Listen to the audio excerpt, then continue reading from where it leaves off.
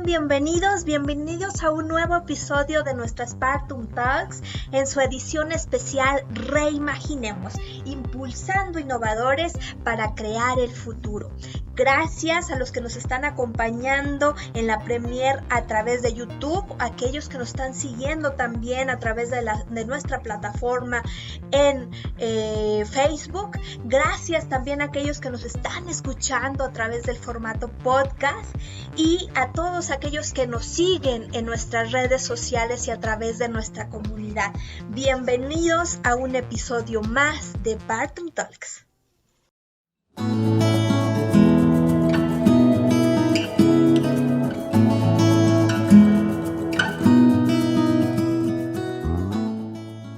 ¡Qué hermosura! Pues estamos felices de estar nuevamente el día de hoy charlando con ustedes y trayendo invitados que además de ser impulsores e innovadores del futuro en nuestro país o en Iberoamérica, traerles temas que nos están ayudando, que nos ayudan a crear conciencia, no solamente conciencia empresarial, sino ir un poco más allá respecto a las problemáticas y las oportunidades que se abren en los momentos en los que estamos viviendo. Y bueno, en el recorrido de todo lo que llevamos durante este año, platicando y trayéndoles temas interesantes, hemos hablado de educación, hemos hablado de tecnología, platicamos mucho sobre temas financieros también y sobre la transformación del sistema financiero en México. Hemos platicado también sobre arte, sobre música.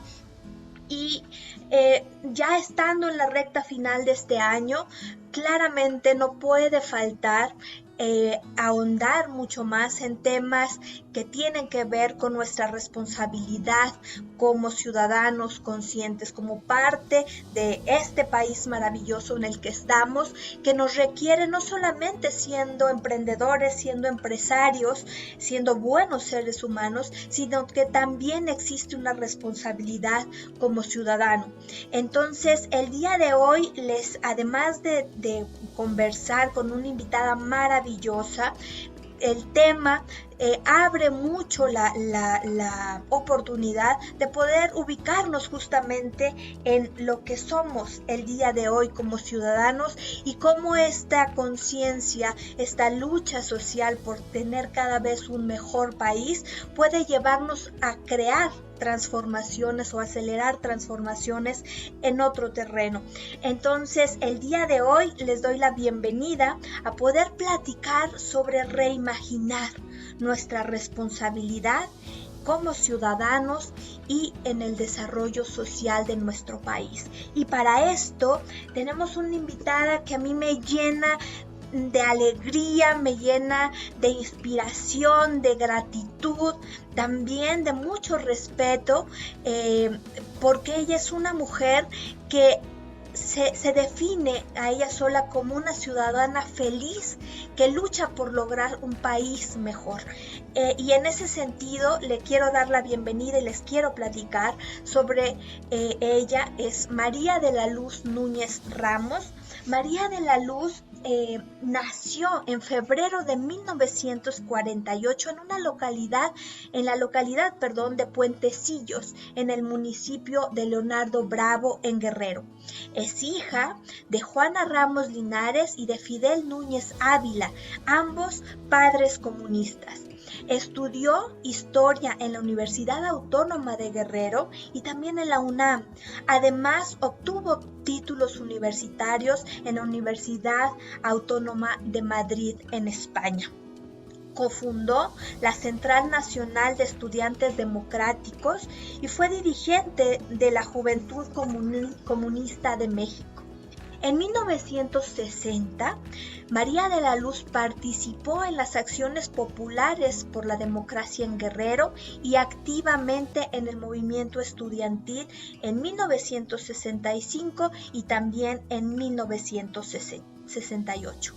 Fue organizadora del rescate del acervo histórico de minería académica también y fundadora del Centro de Estudios sobre la Universidad de la UNAM. Además, fue miembro fundador del STUNAM y del STUNAM, delegada por el CESU, fue presidenta del patronato del DIF en Tuxpan, Michoacán, y del Consejo de Administración de la Sociedad Cooperativa La Pintada. Fue presidenta municipal en Atoyac de Álvarez, en el estado de Guerrero, en el año 1993, realizando innovaciones de gobierno con la sociedad, siendo creadora de los cabildos abiertos e itinerantes y la rendición de cuentas en plazas públicas. Es reconocida como la primera mujer presidenta municipal en nuestro país y en gran parte de Latinoamérica. Fue además diputada local por el mismo estado, por Guerrero, diputada federal por mayoría, y presentó la iniciativa de la creación del Consejo Nacional de Promoción Turística, aprobada por unanimidad, con importantes propuestas para la reforma del artículo 115 de la Constitución Política de nuestro país. Fue miembro también de la Asociación Latinoamericana de Historiadores, es miembro actual, ha sido conferencista y ponente en eventos sobre federalismo y libertad municipal prácticamente en todo el mundo. Fue además secretaria general del Ayuntamiento de Acapulco Guerrero y precandidata a gobernadora del mismo estado en 1998. Perteneció al Consejo Consultivo Nacional de Morena, ha publicado Palabra de Mujer sobre el caso Aguas Blancas y ha colaborado en diversos libros. Ha recibido María de la Luz Núñez Ramos innumerables premios y distinciones por su relevancia social y política. Además, fue candidata en las elecciones de Michoacán en el 2015 como gobernadora, quedando en el cuarto lugar de las preferencias electorales.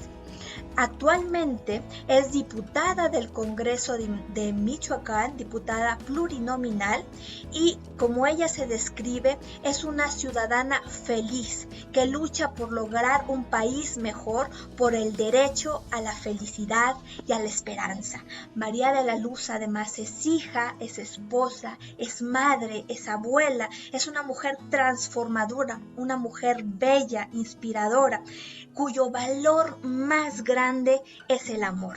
El día de hoy me siento muy feliz de poder recibirla el día de hoy, de tener esta entrevista con ella y que todos podamos de alguna manera poner a través de su conocimiento, a través de su lucha social, inspirarnos en generar conciencia de cómo lograr desde la perspectiva de ser un ciudadano responsable un país mejor.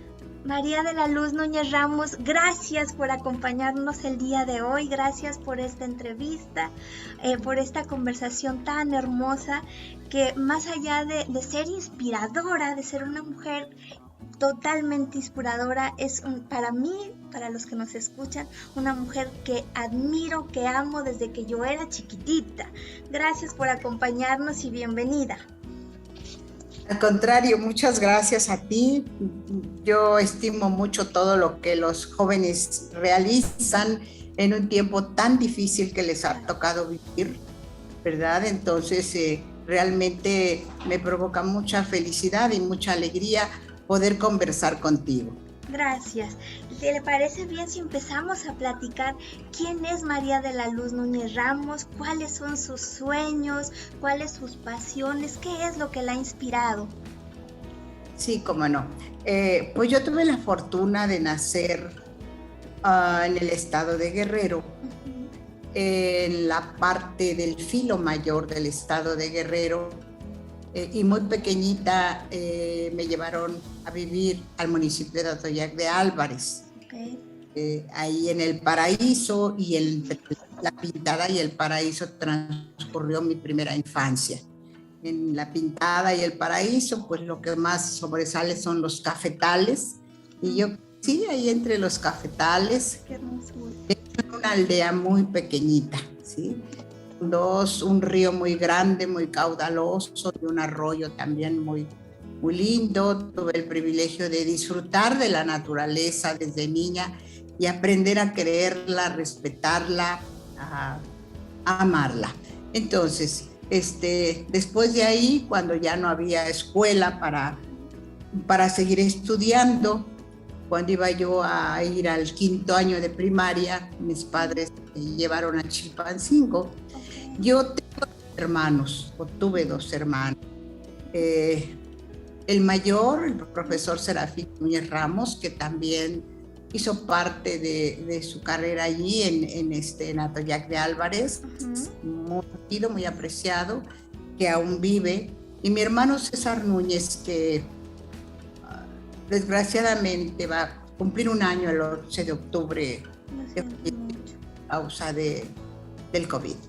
Entonces, yo era una niña muy querida, fui una niña muy querida, muy consentida, porque mis hermanos me llevaban uno 8 años y el otro 10 años. Entonces, cuando uno es pequeño, tanta la diferencia, trataban de verdad como algo muy delicado, muy querido.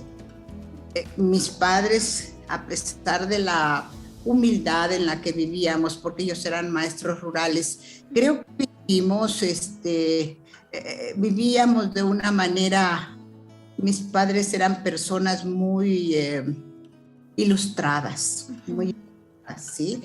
Entonces mis hermanos se encargaron ya cuando vivíamos en Chilpancingo, aunque ellos no vivían con nosotros, vivían en la escuela normal de Ayotzinapa, ahí estudiaban ellos, pero en las vacaciones o los fines de semana llegaban a casa y por ejemplo, no había televisión.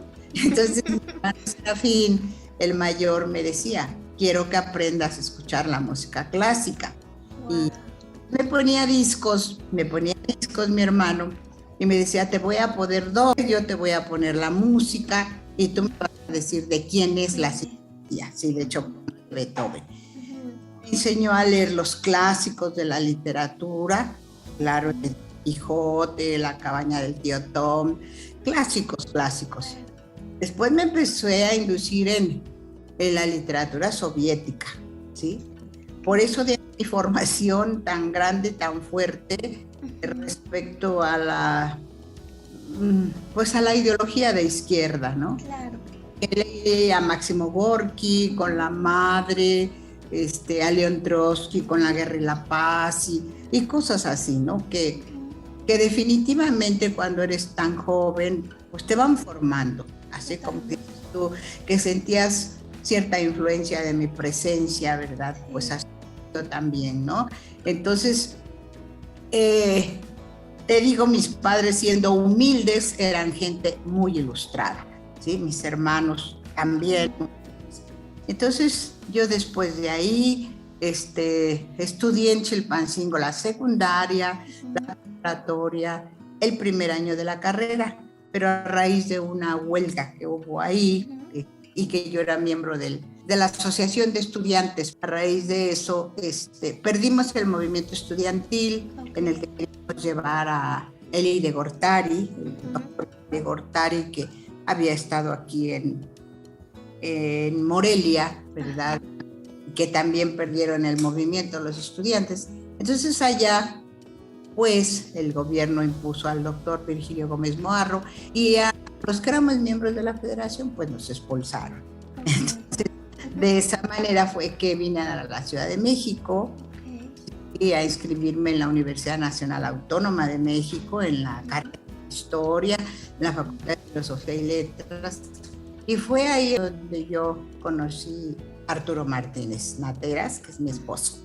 Entonces, pues luego al año nos casamos, pero luego nos casamos en mayo, y a él en noviembre lo metieron a la cárcel porque estábamos participando en el movimiento estudiantil del 68 y él era dirigente de estudiantes, ¿sí? Yo era una civilista, ¿verdad? Pero entonces a él lo tomaron preso junto con todos los demás, y permaneció 3 años, 40 días.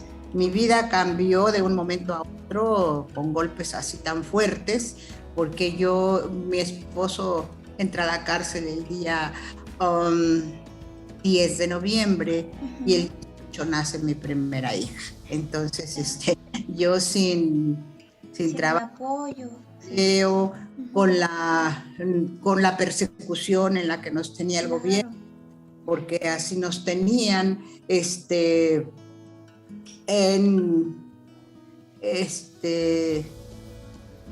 pues con toda esa situación así, pues anormal, ¿verdad? Claro.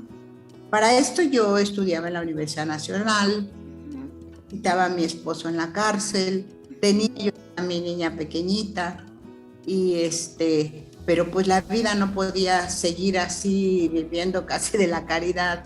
Claro. Y afortunadamente el rector Javier Barros Sierra nos llama y dice, he llamado a todas las que son estudiantes de la UNAM y esposas de presos políticos. Ustedes saben que los hemos apoyado mucho a ellos, con detalles que han necesitado, con nuestra solidaridad, etcétera, pero queremos y sabemos que algunas de ustedes están francamente con mucha necesidad. Claro. La universidad les ofrece trabajo. Entonces yo dijo, quien quiera trabajar que dé un paso al frente. Yo casi di un salto. Y dijo, ¿y qué te gustaría trabajar? No sé, yo nunca he trabajado. Yo tenía 20 años. Le dije, yo nunca he trabajado. Y me dijo, ¿pero qué te imaginas tú haciendo? Entonces, como en la carrera de historia se leía tantos libros, a veces hasta 3 o 4 nos dejaban los maestros para la semana, pues yo me imaginé una biblioteca. Y le dije, en una biblioteca. Y entonces quedas adscrita a la Dirección General de Bibliotecas. ¡Qué maravilla! Fulana de tal. Y entonces ya empecé a trabajar en la UNAM como bibliotecaria, pero resulta que ya mi tiempo no me daba para ir a ver a mi esposo, para ir a la escuela, para ir al trabajo. Y entonces tuve que optar porque ¿qué dejaba? Pues no podía dejar el trabajo porque ya tenía una niña que necesitaba alimentarse, etcétera. Necesitaba yo pues sacar adelante mis gastos, a pesar de que mis padres, que humildes como eran, me apoyaron siempre me pusieron a una persona que viviera y estuviera conmigo y me ayudara. Eso y nada más, me enviaban cosas y demás. Entonces yo opté por dejar la universidad y dejé de estudiar. Pensé que a lo mejor más adelante podría yo continuar. Recordé una carta que Arturo me envió el día que lo tomaron preso y que me mandó el día que nació mi hija, nuestra hija, en donde decía, Mari, estoy en Lecumberri, te pido que no te desesperes, tenemos una vida por delante, lo que tú aguantes lo aguanto yo, y que tú eres una mujer con formación sólida, tienes una ideología muy sólida, ¿verdad? Y tengo confianza en que vamos a salir adelante. Entonces, pues dije, la vida me está obligando a dejar la escuela. Dejé la escuela, efectivamente. Y ahí en el trabajo, fíjate, te digo, la vida te cambia de un momento a otro. Ahí en el trabajo yo trabajaba en la biblioteca de Facultad de Ingeniería. Me pidieron y me dijeron que si aceptaba yo trabajar en la biblioteca del Palacio de Minería. En el Palacio de Minería estaba todos los documentos de la minería en México. O sea, un acervo muy rico, riquísimo y muy grande, donde estaba la minería de Zacatecas, la minería de Angangueo, la minería de Tasco, etcétera, etcétera. Entonces, cuando fui a ver dónde estaba el archivo situado, pues había desde ratas, te lo juro, víboras, allí en la UNAM, el campo de la UNAM es un campo muy especial, no es correcta la palabra el campo, pero donde existen cuevas orgánicas de piedra. Claro, por supuesto. Entonces ahí tenían el archivo, ahí te estaba pasando eso. En la cueva. Sí, por eso te digo que había todos esos animales. Y entonces, bueno, ya cuando acepté el trabajo se la llevaron al Palacio de Minería. El Palacio de Minería lo estaban remodelando, ¿sí? Por costo quien costeaba eso eran los ingenieros, la Sociedad de Ingenieros Civiles, etcétera. Y entonces me llamaron y me dijeron, está usted muy jovencita, dice, pues ha sido usted muy recomendada. Díganos cuánto quiere ganar. Yo ganaba 1,087 pesos en la facultad y dije, pues que gane yo lo doble, pues estará bien, ¿verdad? Y le dije, bueno, 2,500. Y ya me dijo el director, no cabe que es usted tan joven que ni siquiera sabe valorar su trabajo, me dice. ¡Qué maravilla! La ANFEI, la Asociación de Ingenieros, le va a pagar 6,000 pesos. Entonces yo dije, qué barbaridad, es mucho dinero. Y así, pues, yo diariamente iba a visitar a Arturo. Cuando ya empecé a trabajar, pues ya no era diariamente, pero los días de visita nunca fallé. Y después salió él en el 71 y la vida pues nos cambió definitivamente, pero no, la cárcel, la vida tan difícil, todas esas limitaciones no nos impidió que nosotros siguiésemos pensando en un futuro mejor. Claro. Y por supuesto, bueno, nosotros formados en esa ideología pensábamos que el mundo podía ser diferente, podía ser distinto si era un mundo socialista. En ese entonces, pues en la Unión Soviética, en otros países de Europa, estaba ese sistema y pues por lo que nosotros sabíamos era un sistema justo que veía en base a esa frase de que a cada quien según sus necesidades, cada quien según sus capacidades. Entonces eso es interesantísimo, ¿no? Y tuve oportunidad yo de visitar varias veces la Unión Soviética y Alemania Oriental también. Entonces, que nos invitaban porque mi esposo llegó a ser miembro de la dirección del Partido Comunista en México. Entonces, siempre pues nuestra ideología, nuestra forma de ser fue pues situada hacia ese lado, ¿no? De la historia. Después de eso, yo viví en la Ciudad de México.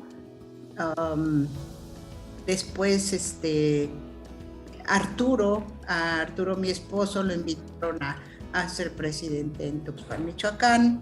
Okay. Él aceptó,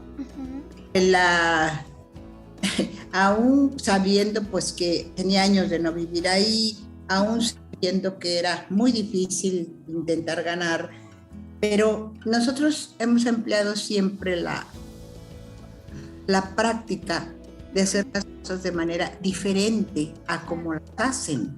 Claro. Nosotros teníamos fe y confianza en que eso era lo que nos iba a dar el triunfo. Y así efectivamente Arturo, con un nombre prestado del partido el PARM, se llama PARM. Entonces, efectivamente ganó por primera vez. Yo me fui con él, dejé a mis hijos en México y podía sabernos porque es muy cerca de México. Y ya después de ahí, nos fuimos a Ciudad de México nuevamente cuando él termina y yo me voy entonces a Atoyac de Álvarez, porque visitar compañeros o personas del PRI, decirme que querían que yo fuera su candidata.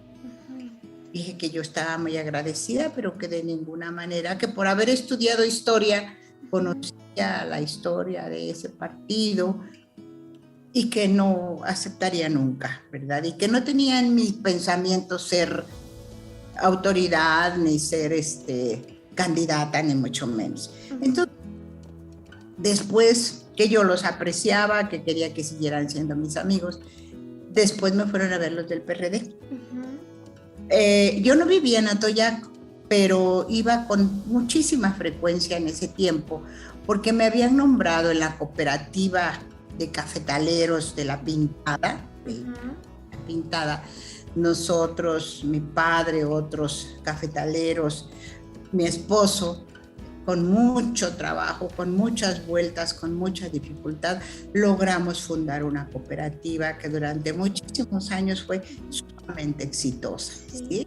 Realmente funcionó como eso, como una cooperativa. Por eso cuando hace 7 años se da esa tragedia tan grande de que en La Pintada se cae un cerro y cubre a la mitad del pueblo, hubo tanta solidaridad, tanta atención colectiva. Tanto apoyo, claro. Y tanto apoyo. Y sobre todo decisión de decir, queremos limosnas, queremos casas dignas. Claro. Por eso es que quedó un pueblo lleno, hermoso. De colores. Hay un pueblo así en el país, ¿verdad? Rodeado de esa naturaleza tan hermosa que es la selva cafetalera, en fin. Entonces, me fueron a ver los del PRD, me fueron a ver varias veces. La 4ª vez fue que les dije, a ver, pues díganme, ¿y cómo es que puedo yo ser su candidata? Díganme, ¿qué debo hacer? Y me dicen, bueno, tiene usted que ir a una reunión, convención, en donde ahí se va a elegir, los militantes van a elegir a su candidata, a su... Entonces, pensé, bueno, entonces puedo no ser, porque la gente no me conoce. Me va a escoger, claro. No me conocen. Y el otro que era el maestro, el señor Soelio, conocido, muy querido por los cafetaleros, también un líder cafetalero. Dije, no, pues lo van a escoger a él. Y yo, pues, quitármelos de encima, les dije que sí.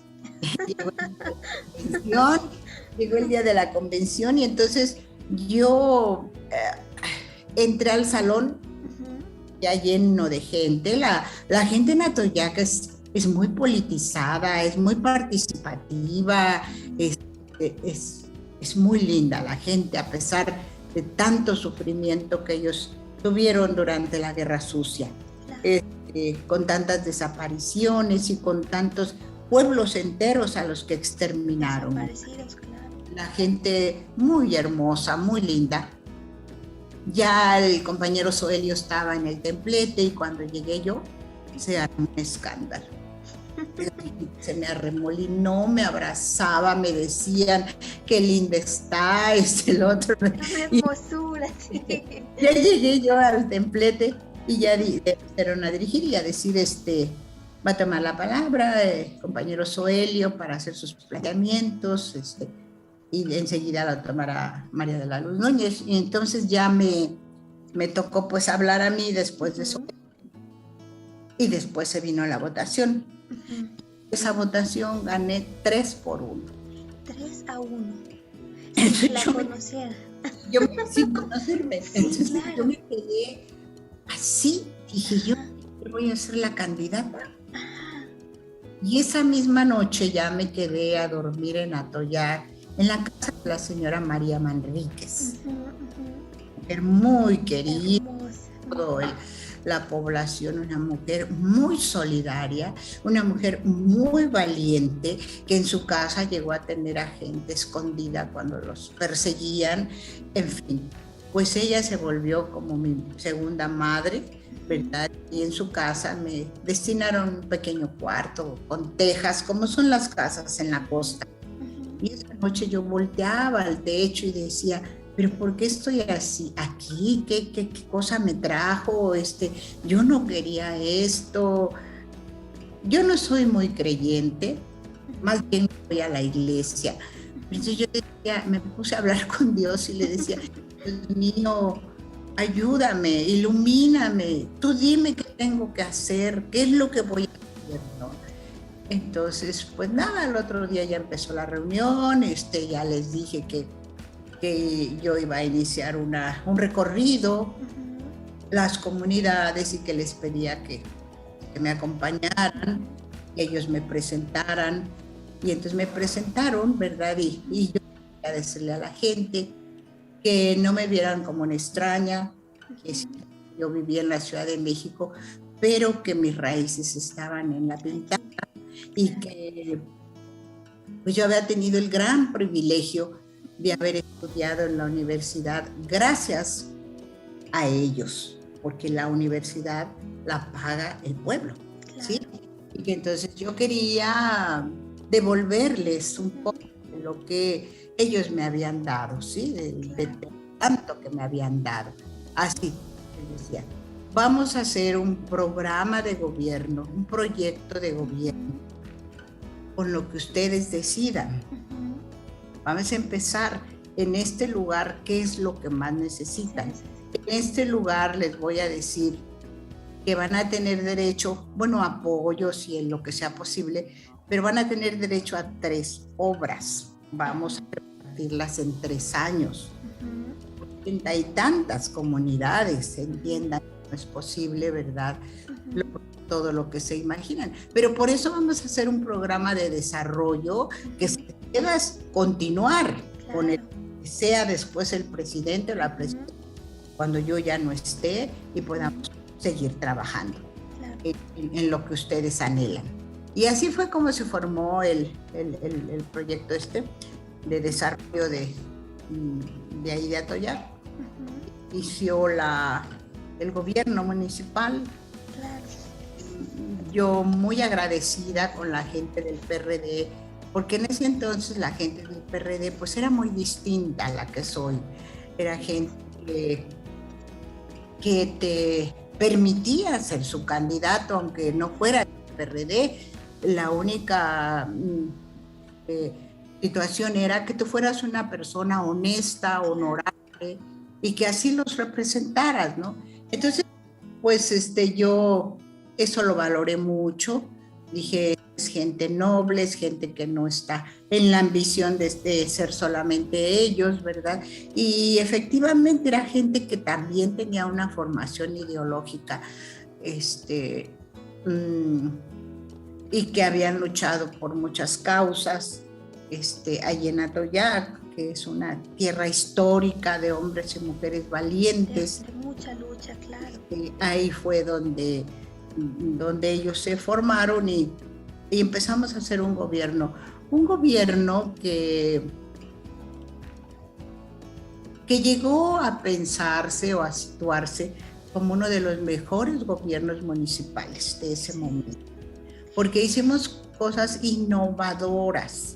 Realmente respetábamos ejercer el municipio libre. Claro. ¿Sí? Yo me sentía con la autoridad que el pueblo me había dado, ¿sí? Entonces empezaron ahí mis problemas, porque el gobernador, todos los gobernantes acostumbrados a mandar y a ordenar a sus presidentes municipales, claro, me rebelaba, ¿no? Pero la primera rebelión fue cuando me habló el secretario de gobierno y me dice: señora presidenta, le hablo para anunciarle que su primer informe de gobierno va a ser el día 20 o el día.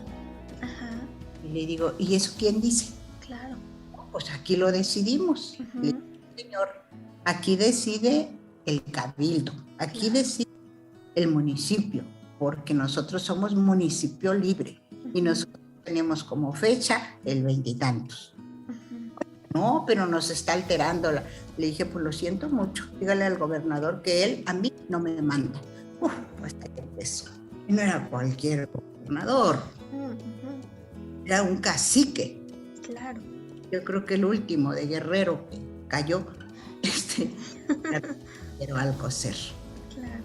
y entonces yo sabía que él expresaba cosas así fuertes, como decir, esta cabrona no va a imponer su voluntad.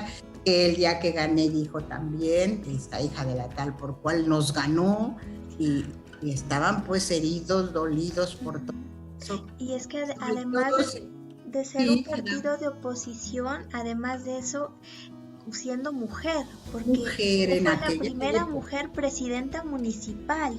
En aquella época. En aquella época, claro. Sí, pues fui como una pionera, ¿verdad? Claro. Del movimiento femenino. Y debo decirte que yo vivía en Atoyac sola, no vivía con mi esposo, que para mí es un apoyo inmenso, ¿verdad? Con su cariño, con sus aportaciones y demás. Porque él se quedó en México con mis hijos que estudiaban, unos en la UNAM, en la secundaria, en la primaria. Entonces, pues yo me tuve que ir sola con una que me apoyaba ahí en la casa, nada más. Entonces yo pensé, dije, bueno, estoy aquí, soy la presidenta, hay muchas cosas que hacer por este pueblo, y entonces no voy a venir a hacerme tonta. Son solo 3 años. Yo voy a trabajar todo el día. ¿Yo qué voy a hacer la mitad del día en mi casa sola, sin hijos, familia, sin nada? Entonces, pues yo trabajaba a tiempo completo, sábados y domingos. Los compañeros empezaron a quejar porque decían, nosotros queremos descanso. Y les decía, compañeros, pero es que sábados y domingos es cuando va a la sierra de la gente de las comunidades, tanto de la costa como de la sierra, vienen aquí a hacer su mercado, a buscarnos, a todo eso. Entonces, entiendan eso.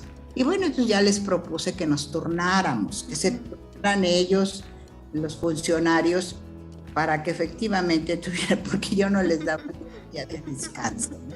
Entonces, efectivamente, empezaron a vernos como los especialistas en el federalismo democrático en el municipio, como los estudiosos del municipio, como un municipio innovador. Claro, referente al final, claro. Y empezaron a invitarnos a dar conferencias, una mujer en un lugar tan bravío, tan así. En Guerrero, además. En la sierra de Guerrero. Y podía hacer las cosas, ¿verdad? Y entonces, pues todo marchaba muy bien. Mi esposo conocía a Luis Donaldo Colosio. Y entonces, cuando él era del programa de solidaridad, el funcionario mayor, el secretario, yo le hice una solicitud de apoyo a Atoyac de Álvarez, en donde yo era una presidente que se iba, más que política, yo era una luchadora social. Claro. A eso estaba yo acostumbrada. Entonces, cuando yo solicité eso, pues reuní a la gente, al cabildo, hacía cabildos abiertos en el jardín, y les dije, necesitamos avanzar con lo que tenemos, no podemos hacer mucho, y quiero que sepan que no vamos a contratar más personal. Una nómina en donde se paga más del 60% de nómina, pues no vamos a tener para apoyar a la gente. Entonces, a pesar de que eso lo estamos respetando y hay poco personal, vamos a pedirle al secretario de Desarrollo Social que nos apoye para el desarrollo de Atoyac. Pero para eso necesitamos hacer proyectos. Claro. Entonces los compañeros de día y de noche se pusieron a trabajar, más urgentes para Atoyac. Lo hicimos, se lo enviamos, porque yo casi nunca salía de Atoyac. Vamos allá a la secretaría. Me habló Luis Donaldo y me dijo, estoy muy asombrada, dice, usted es una presidenta única. Yo la he seguido y me encanta cómo trabaja, y tenga la seguridad de que la vamos a apoyar. Le invito a que hagan proyectos de impacto social. Okay. ¿Sí? Yo ni sabía que era eso, impacto social. Son obras que abarcan a los ciudadanos que más se pueda, ¿verdad? Claro. Entonces fue así como proyectamos 2 puentes para cruzar ríos que en época de lluvias la gente o se moría en su comunidad porque no podía cruzar el río, o se morían porque pues si se le complicaba el parto tampoco no podían pasar, claro. Había el proyecto de hacer un bulevar en el río de Atoyac, hermoso, en donde tuviéramos juegos, mesas para que la gente se sentara, o gente de Mezcaltepec, y entonces una votación. Claro. Pero sí les dije, esto nos va a proporcionar pues placer, gusto de estar ahí en nuestro río, los sábados, los domingos, pero hacer el puente de Mezcaltepec va a salvar vidas. Claro. Entonces, esta votación, ¿qué es lo que quieren? Y así se votó Mezcaltepec por el puente. Claro. ¿Sí? Claro. Y así muchas otras obras, ¿sí? El día que mataron, que asesinaron a Luis Donaldo, siendo candidato, yo estaba en la casita donde rentaba, estaba en la hamaca, acababa de comer. Llega uno de los funcionarios jóvenes, todos ellos eran jóvenes, yo estaba rodeada de puros jóvenes, hombres, y entonces llegan y me dice, presidenta, urge que vaya al ayuntamiento, muy grave. Le dije, ¿qué pasó? ¿Qué pasó? Me dice, mataron a Luis Donaldo. Le dije, ay, no puede ser, ¿cómo es? Me fui corriendo, que me senté así en el escritorio y antes empezó a ver el fax. Y vi que venía un fax saliendo ahí. Y era un fax donde se me autorizaban los primeros 5 millones de los 20 que hemos solicitado. Entonces, pues fue así contradictorio. Claro. Esa emoción, esa alegría y ver en la imagen de televisión pues lo que estaba sucediendo, ¿no? Entonces, qué tristeza. Fue algo muy fuerte. Pues no solo para mí, yo no conocí físicamente a Andrés Manuel, pero seguía sus discursos, sus planteamientos, todo eso.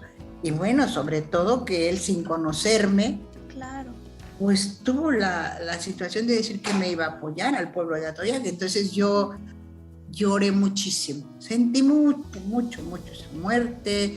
Hablé a mi casa, me contestó Paloma, que era chiquita, mi hija, y me dijo, mamá, ¿qué le pasa a mi papá? Está llorando, está triste, cerrado. Ya le dije, mi amor, es que se murió su amigo Luis Donaldo. Claro. Entonces, y así. Me dice, ese que le hablaba muchas veces, le dije, ese, mijita. Y entonces, pues, se dio después una situación en que cambió por completo la historia del ayuntamiento, la historia de Atoyac, especialmente la historia de María de la Luz Núñez. En Coyuca de Benítez, en un lugar llamado El Vado de Aguas Blancas, hubo una masacre. No como ellos decían, un encuentro entre campesinos, sino una masacre. Entonces yo estaba en el ayuntamiento en mi despacho, cuando llega un funcionario y me dice, presidenta, creo que hubo algo muy grave en Aguas Blancas. Parece que hay muertos y todo eso. Dije, por favor, vayan, investiguen, y vienen de inmediato a decirme qué pasó. Y hicieron eso, fueron y ya vinieron, dijeron, pues es algo muy grave, no pudimos entrar muy cerca porque tienen todo cercado con la el ejército, y entonces pudimos darnos cuenta que hay muchos muertos que los levantan como si fueran puercos, animales, y los avientan a una camioneta. Y no sabemos qué es lo que provocó esto. Entonces, bueno, En eso me habla el gobernador y me dice, presidenta, ¿ya sabe usted lo que pasó en Aguas Blancas? Le dije, me estoy enterando. Dije, pero ¿me puede decir cuántos muertos hay? Me dice, 17. Le dije, ¿y cuántos policías? ¿Y cuántos civiles? Dijo, policía ninguno, civiles 17. Dije, gobernador, pero eso es muy grave. Claro. Muy grave. Claro. Dice, es que venían a molestarnos, a usted especialmente. Iban a hacerle reclamos a su ayuntamiento. Dije, pero reclamos de qué? Yo no es mi gente, no es mi jurisdicción, es de Coyuca. ¿Por qué a mí? Sí, yo me enteré y los detuve, porque para eso somos autoridades, ¿sí o no? Así me dijo. Dije, pues es muy grave esto, señor. Mucho, muy grave. Dije, yo voy a pedir castigo a los culpables. Y me dijo, no, ni se meta, ni se meta, porque le puede ir muy mal. Entonces, reuní al cabildo. Yo soy una mujer valiente. Puede tolerar la violencia, venga de quien venga. Así es que necesitamos nosotros saber y aclarar qué fue lo que pasó. Claro. ¿Por qué se dio esa situación? Y entonces los invito a que mañana a primera hora hagamos una conferencia de prensa en Acapulco. Pidamos investigación y castigo a los culpables, sean quienes sean. Lo hicimos. Se me vino el mundo encima. Claro. El mundo encima. Con esa declaración que hice, llegaron al ayuntamiento periodistas de todo el mundo. Qué impresionante. De todo el mundo a preguntarme, a decir qué es lo que yo pensaba, que por qué se había dado eso, que esto, que el otro. Y supongo que al gobernador también, ¿no? Entonces, pues fue una cosa muy, muy desagradable. A partir de ahí empecé a tener amenazas, no solo amenazas, simulacros de que me iban a matar, pero como la gente me quería tanto, rodeaban la casa, aunque sean palos como ellos estaban acostumbrados, y decían que vengan los hijos de tal por cual, a ver cómo les toca. Así, ¿no? Pero una situación muy, muy fea, muy difícil. Yo fui a la fiscalía a hacer una declaración de hechos y después me citaron a la Procuraduría General de la República, a donde mi testimonio realmente sirvió a la Suprema Corte de Justicia de la Nación también. Mi testimonio sirvió para que encontraran culpables al gobernador, al secretario de gobierno. ¿Por qué no se apresaron? ¿Por qué no los tomaron?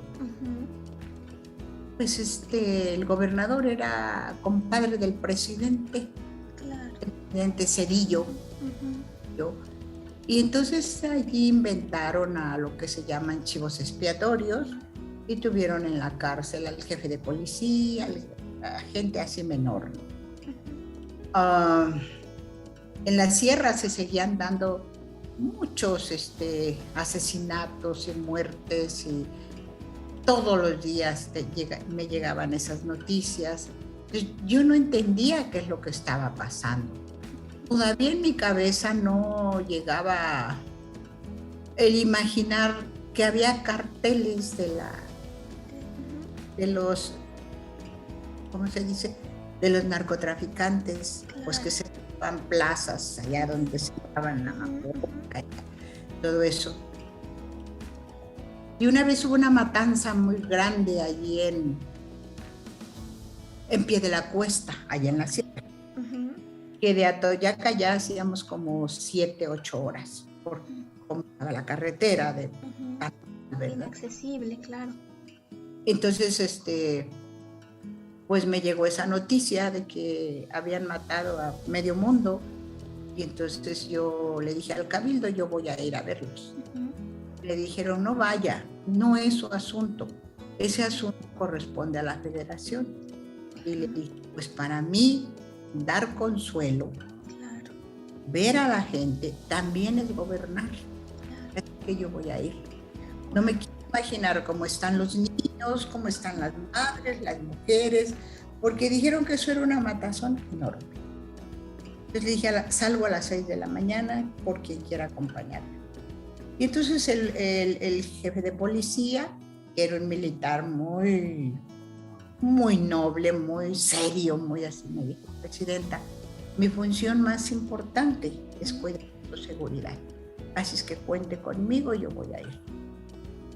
Y entonces, pues todos los demás dijeron que no iban, que era una locura.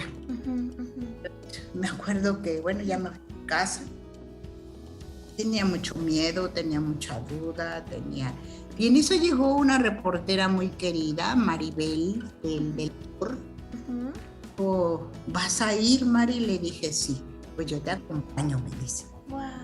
Pues ya tengo compañía. Entonces, Mujeres valientes. estábamos ahí cuando llega una persona que me busca, pasa y me dice, ay señora, pues usted no me conoce.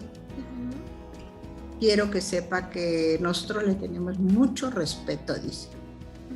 Mucho reconocimiento, porque la verdad es usted una mujer como nunca habíamos visto a alguien en su forma de gobernar, de ser, de esto. Yo soy miembro de uno de los cárteles y vengo a suplicarle que no suba. Son asuntos entre nosotros. No vaya, presidenta, porque si va la van a emboscar y nos van a echar la culpa a nosotros. Para eso yo ya había recibido la llamada del secretario de Gobierno del Estado, del secretario de Gobernación de la Ciudad de México, Arturo Núñez. Ya había recibido la llamada del más alto mando de los soldados del ejército. Allí en Acapulco, ¿verdad? El general, no me acuerdo de su nombre, pidiéndome que no fuera. Dije, es que voy a ir, es que es muy peligroso. Y yo muy necia le dije, que voy a ir a darle consuelo a esa gente. Entonces el señor me dijo, pues queda en su decisión, señora, pero nosotros quisiéramos que no fuera. Después me di cuenta como que ellos me cuidaron. Claro. Me cuidaron de que efectivamente pudiera haber un asalto en contra mía. Claro. Y que estuvieron pendientes de que claro. no era, ¿verdad? Cuando yo iba por el Mezcaltepec, precisamente, me llegaron corriendo el síndico, el secretario de gobierno, otros regidores, hasta del PRI, otros regidores, llegaron funcionarios y me dijeron, presidenta, qué necia eres y nosotros contigo. Y entonces íbamos conmigo y me decían, vámonos regresando. Es que te juro que yo me voy orinando del miedo. Qué barbaridad, le dije, nadie se muere en la víspera. Traten de estar tranquilos, de verdad, lo que estamos haciendo no es malo. Entonces, bueno, llegamos a un lugar, ya no me acuerdo su nombre, más adelante de la mitad del camino, donde hicimos una parada para desayunar algo, y ahí es donde sentían que nos iban a llegar a lastimar.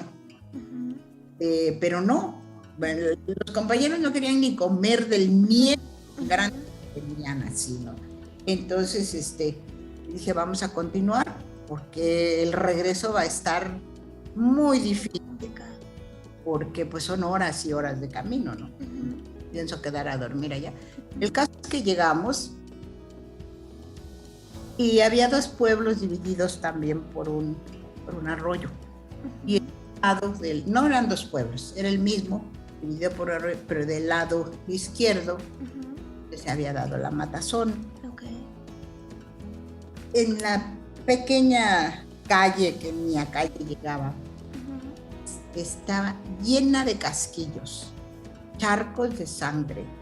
En cada puerta tú veías un cadáver que estaban velando, niños llorando, una cosa terrible, terrible, que pues sí, todos mis compañeros se quedaron conmovidos, como que en ese rato se nos quitó el miedo y nos dijimos, si ellos están así, nosotros, ¿por qué no? ¿Verdad?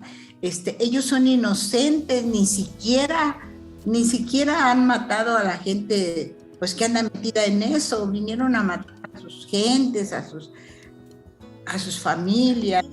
Claro. Estuvimos ahí con ellos, estuve diciéndoles que yo no los iba a abandonar, que muy pronto íbamos a regresar y que íbamos a hacer cosas junto con ellos y que íbamos a trabajar con ellos y que nos teníamos que regresar, ¿no? Pues fuimos a ver qué era lo más urgente, qué necesidades tenían, les llevamos pocas cosas, dulces a los niños, cosas así, y un cuadro muy impactante que nunca se me borra de la mente cuando hay que recordar.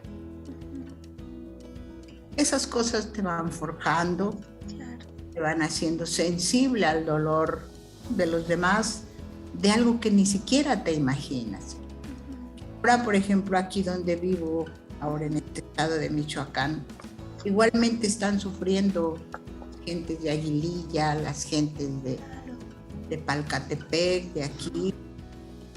Horrible, horrible. Ayer tuve una reunión ya como diputada con familiares de asesinados y desaparecidos, mujeres violadas en frente de sus hijos, al marido ahí lo matan, a otros se los llevan, los desaparecen. Una cosa espantosa que dice uno, ¿por qué tiene que haber estas cosas pues en el país? Entonces, tú te das cuenta que tú eres un ser privilegiado, claro, porque pues no tienes ese tipo de dolores. Por supuesto que los tiene uno, toda la gente tenemos que sufrir algo, pero las cosas tan horrorosas de que te desaparezcan a 2, 3 hijos, debe ser horrible, claro, horrible. Y en Atoyac yo pues desde niña escuchaba esas cosas, ¿no? De los desaparecidos de Atoyac, de los asesinados. Cuando fui al quemado, la gente me mostró de qué manera sacaron a todos los hombres, los pusieron en la cancha y los fusilaron. Entonces era algo que a mí me iba transformando, pues no podía ir a presidenta municipal común y corriente. Ahí entendí que si tú eres buena gobernante, es doloroso, porque te tienes que hacer de los problemas de la gente. Claro. Y que para gobernar se necesita tener dignidad y valor. Claro. Entonces, desde entonces, esos fueron mis valores que yo pensé que debía conservar, ¿no? Siempre, nunca he dejado de participar en las luchas sociales. En Guerrero, pues, estuve apoyando a Andrés Manuel desde el 2000. Bueno, más bien él fue, cuando yo era presidenta municipal, me fue a buscar. Ahí lo conocí y me dijo, María de la Luz, quiero que sea usted la candidata al distrito de San Jerónimo y Tecpan. Claro. Le dije, no, presidente, muy agradecida, era presidente del partido. Digo, yo ni era del partido, yo ni siquiera era militante del partido. Entonces le dije, no quiero, después de vivir lo de Aguas Blancas, no quiero volver a saber nada de política, nada. Y dijo, no, pero es que usted tiene todas las de ganar. Entonces estábamos ahí en la casita que yo rentaba y había venido a a visitar a Toyac y entonces llega un compañero y me dice, presidenta, la gente tiene 2 horas en el rayo del sol y los están esperando. Sabe que aquí está Andrés Manuel con usted. Y entonces yo, Arturo, que estaba así sentado, me vi en el escritorio, de lejos me dijo, Mari, ve, por favor. Claro. Y entonces, porque él me dijo, yo de aquí no me muevo hasta que me diga que sí. Y le dije, vamos pues a ver a la gente y luego continuamos con esto. Entonces, cuando llegamos allá, pues la gente en Atoyac, en la costa, es 70. O sea, para ellos una campaña, la visita de un gran personaje, es una fiesta. Claro.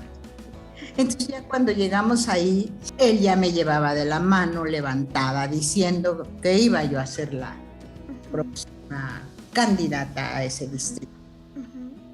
Y bueno, pues igual. En Atoyac ganamos con el 70% de votación, que es el que la gente arrasador, claro. Pues seguimos en ese otro distrito.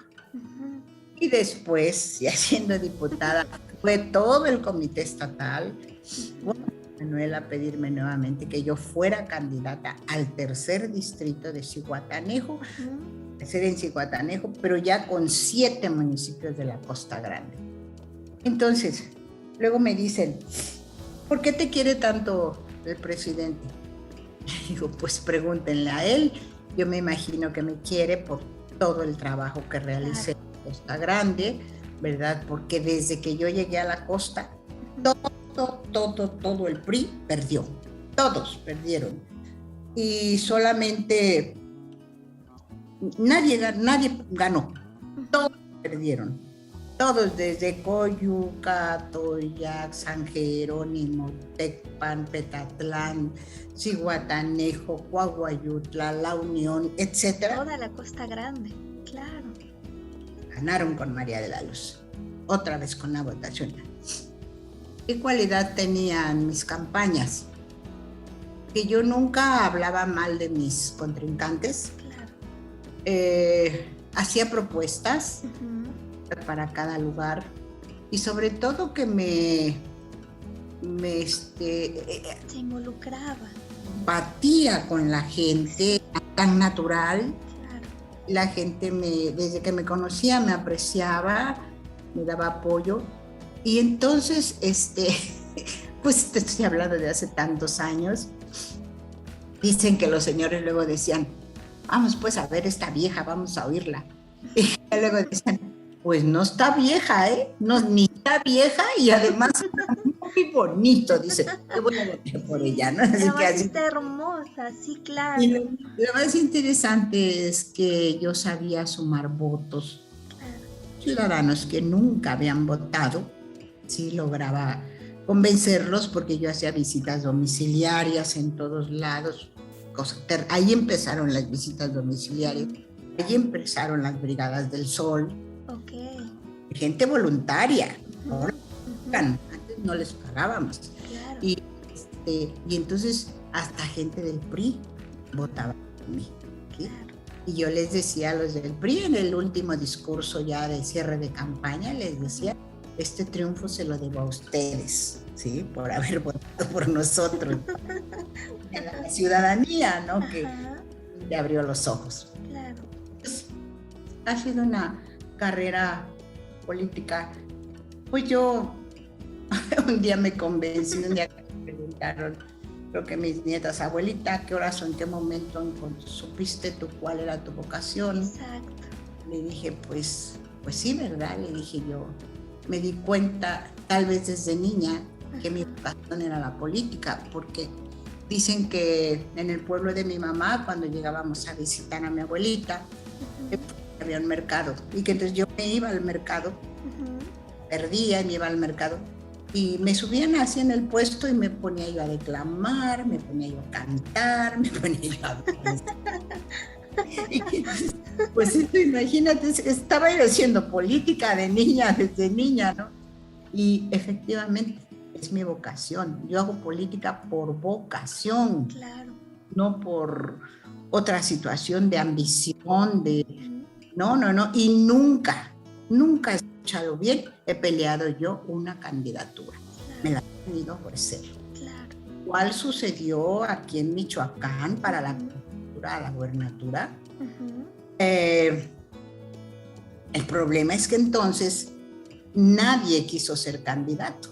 ¿Por qué no quisieron ser candidatos? Pues porque estábamos naciendo como partido, Claro. porque no teníamos recursos para hacer una estatal frente a estos los grandes que eran del PRI, la del PAN y otro está por irse en 2-3 días, que además todos estaban ligados al narcotráfico. Y resulta que ahora este gobernador nos está usando a nosotros, al gobierno, que con un 70% también de votación. Antes, cuando el narcotraficante, pues dejó el Estado en esta situación tan dolorosa, claro, no solamente por la cantidad de muertos, sino porque la deuda financiera del Estado es terrible. Claro.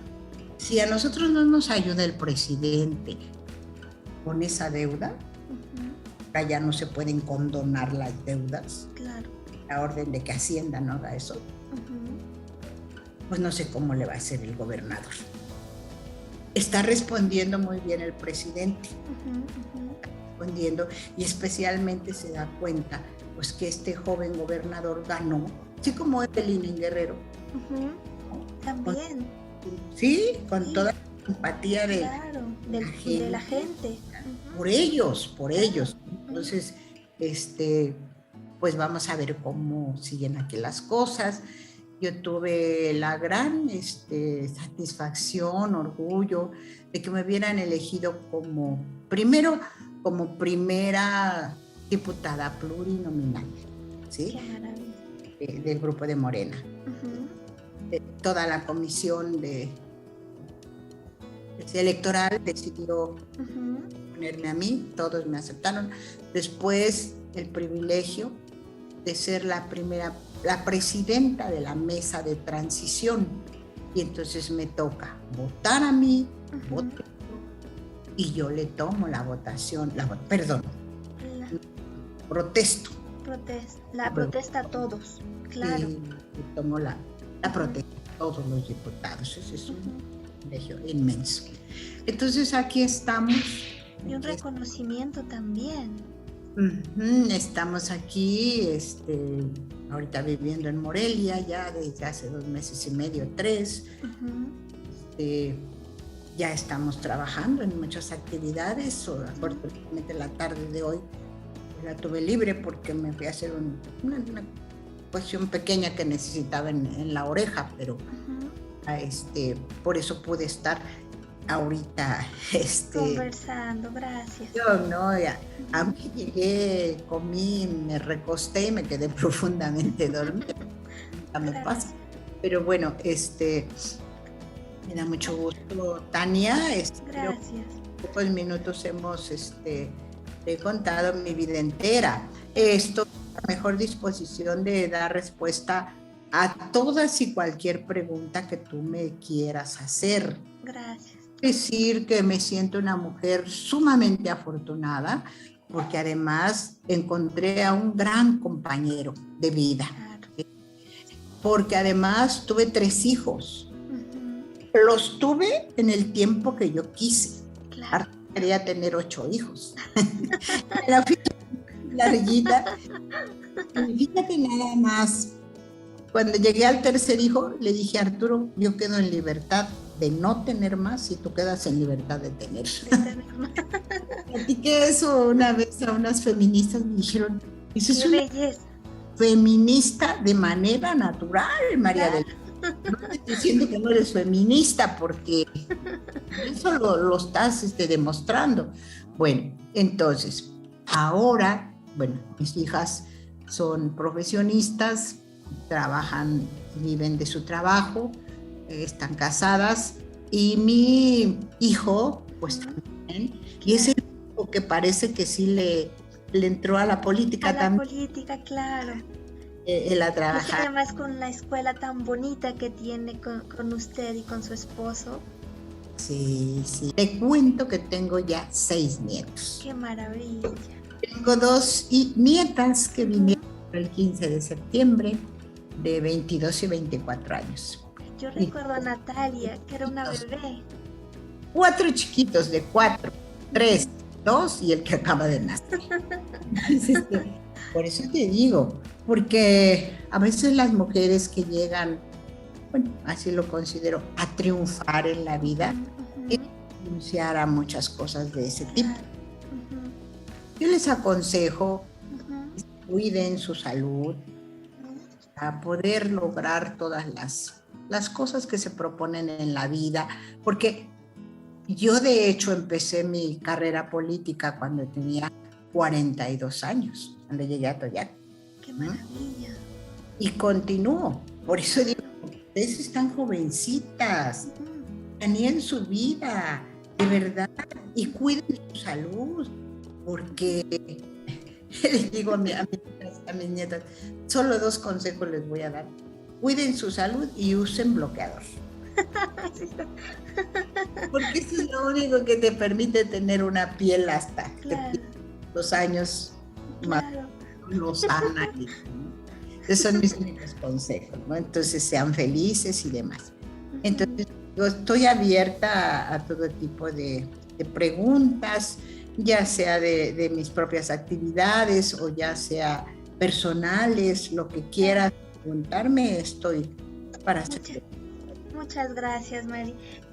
Pues yo quisiera, más que pregunta y un poco para cerrar, ya tengo varias inspiración aquí de su historia de vida, pero sería un poco platicar de la visión que tiene María de la Luz de México. De México no solo desde el punto de vista social, político, sino cómo ella está viendo a México y los que estamos en la responsabilidad de seguir hacia adelante transformando, no importa desde qué trinchera estemos, qué nos recomienda yo de principio puedo decirle esa valentía, ese tesón, ese darse a los otros. Claramente es uno de los, o varios de los ingredientes que nos pueden ayudar a transformar cada quien en donde estemos nuestro mundo. Pero ¿cuál es la visión de María de la Luz de México hacia adelante? Sí. Yo creo que México, a lo largo de los años de la historia, pues como mucho se dice ahora, ha tenido varias revoluciones. Claro. Lo han sido. La de independencia, la revolución, la revolución mexicana, claro. Pero la de la reforma. La de la reforma, claro. Tan importante. A mí me encanta ver la vida de Ocampo. Qué valor y qué preparados eran y qué valor tuvieron para enfrentarse a hacer unos cambios tan profundos. Yo siempre digo que los gobernantes son recordados por las acciones de gobierno que hacen. Claro. Ejemplo, Atoyac, ¿por qué me recuerdan? ¿Por qué me quieren? No tanto porque haya pavimentado o haya hecho los puentes o todo eso, sino por haber levantado mi voz para pedir justicia. Claro. ¿Sí? Entonces, pues todos los grandes héroes que nos han precedido han hecho eso, han tenido mucho amor al pueblo y han tenido la visión de transformar, ¿sí? Claro. Hacer las cosas para poder avanzar hacia otro estadio superior en donde el beneficio sea para todos y cada uno. Desafortunadamente, no lo quiero decir en mala onda porque no es mi manera de ser, pero así como puedo reconocer que el PRI en algún momento fue un partido que realmente benefició a nuestro país, después de la revolución, llega un momento en el que ya se descompone, ¿verdad? Y empiezan a hacer las cosas de una manera arbitraria, en donde sin límite empiezan a saquear al país. Así es, empiezan a saquear al país, empiezan ahora nos estamos dando cuenta. O sea, muchos llegaron a pensar que Andrés Manuel era un loco por todo lo que decía, que la mafia poder y que no sé qué tanto, pero se ha quedado chico después de ver y desenmascarar todas las situaciones sucias que ha habido en el país, ¿sí?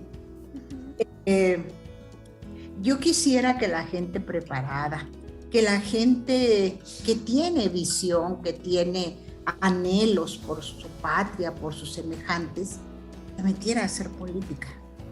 Porque desgraciadamente la política en este momento está muy subajada, muy... Sí, como el valor, no encontramos los valores.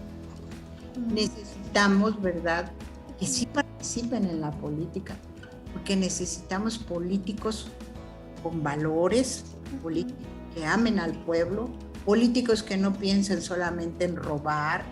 Necesitamos dignificar la política. Claro. Por ejemplo, ayer un periodista me preguntaba cuál es su anhelo aquí en el Congreso. Dignificar al Congreso. Política. Claro. Porque ahorita estamos, le dije, muy, pues muy abajo, ¿verdad? La gente nos llega a ver hasta mal cuando tú dices que eres diputado o diputada, ¿no? O no te piden que por favor hagas las cosas de manera correcta. Entonces, cambiar la cultura política. Claro, qué son belleza. Los objetivos que se tienen que lograr. Tenemos que ver hacia afuera y ver cómo otros países, claro, países mucho más antiguos que nosotros, saben hacer política sin este tipo de cosas que suceden aquí con nosotros, ¿no? Allá la democracia realmente se ejerce, el que ganó, no. La democracia es así, el que perdió, perdió, y uno lo tiene que aceptar sin... Por ejemplo, en el 22 se va a venir la revocación de mandato. Claro. Revocación que el propio presidente promovió. Revocación que puede la gente llegar a decir ya no lo queremos de presidente. El presidente es tan demócrata, para mí, es tan demócrata.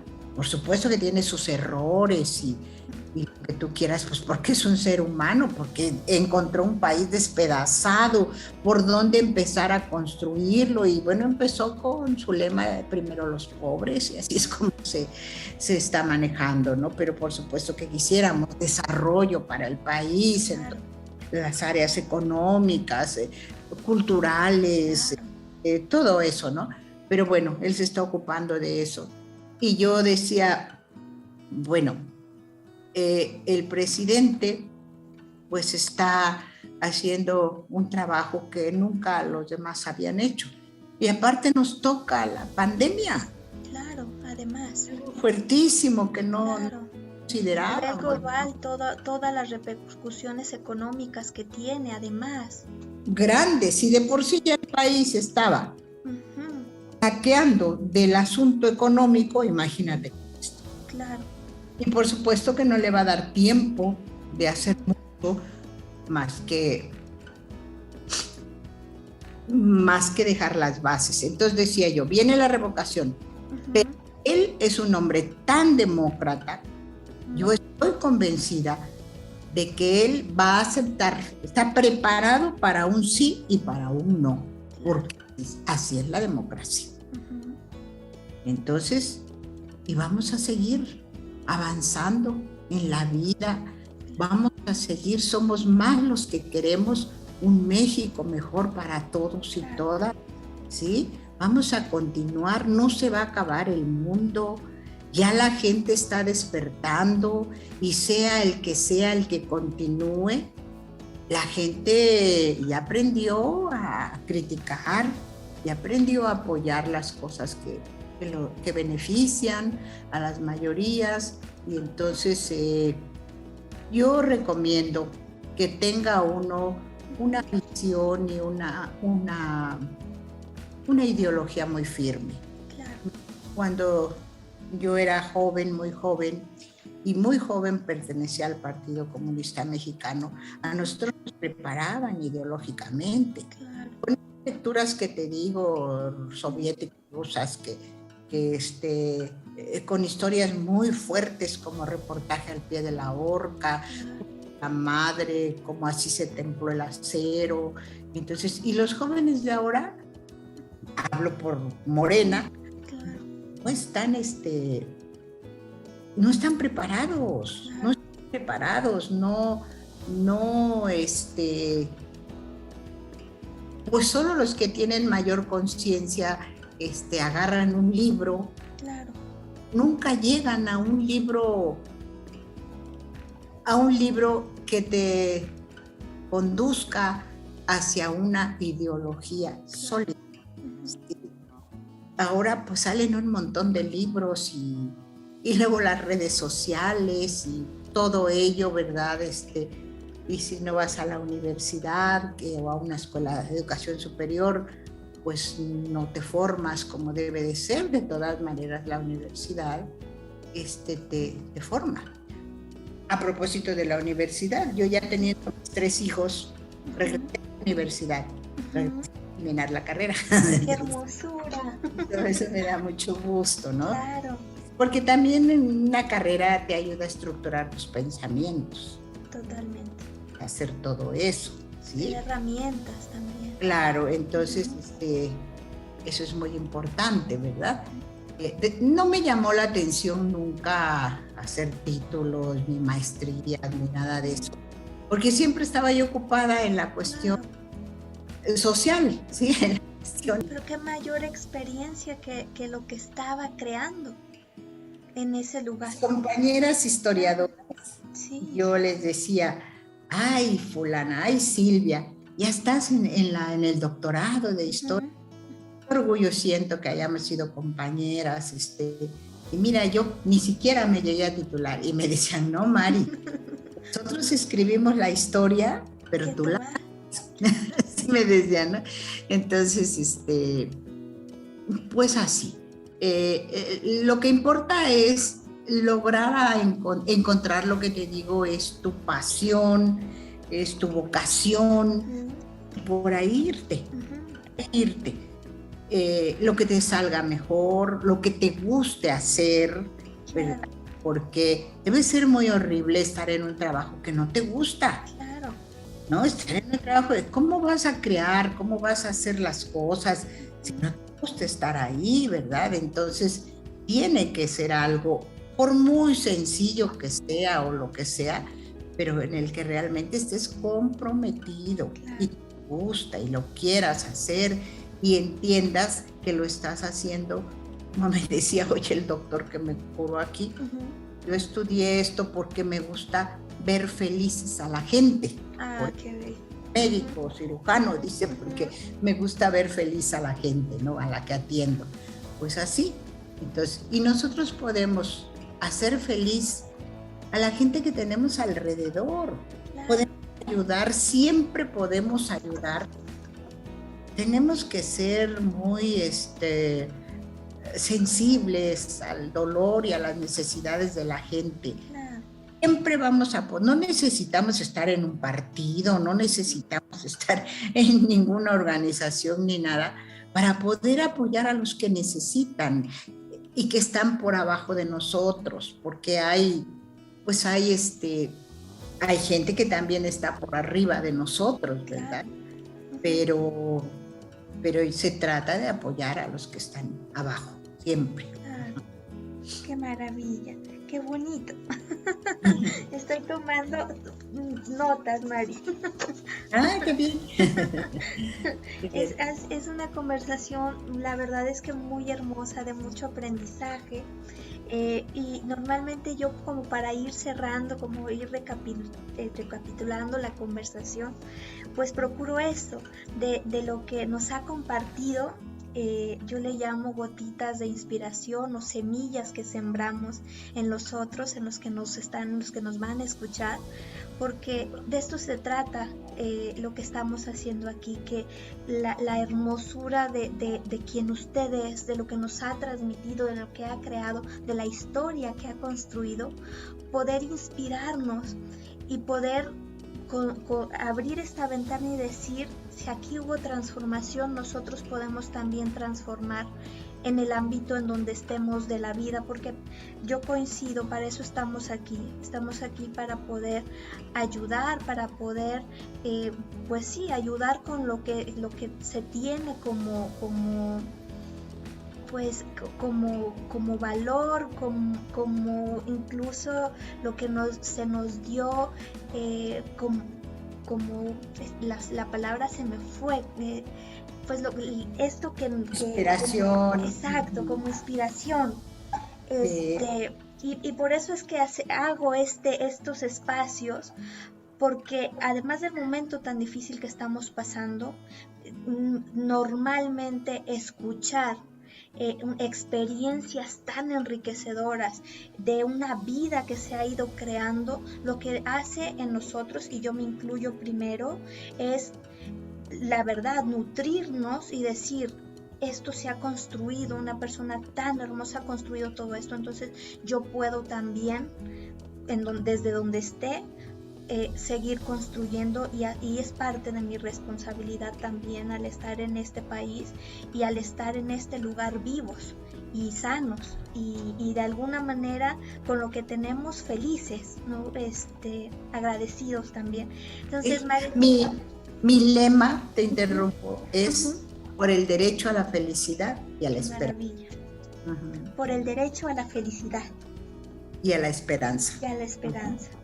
Qué maravilla. Así termino siempre mis discursos, mis escritos. María de la Luz Núñez, por el derecho a la felicidad y a la esperanza. A la esperanza, que además es un derecho, es nuestro derecho por estar aquí. Claro, la felicidad, sí. Claro.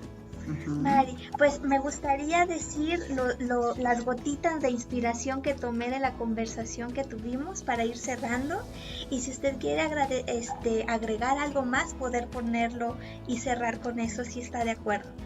Sí, claro. Qué maravilla.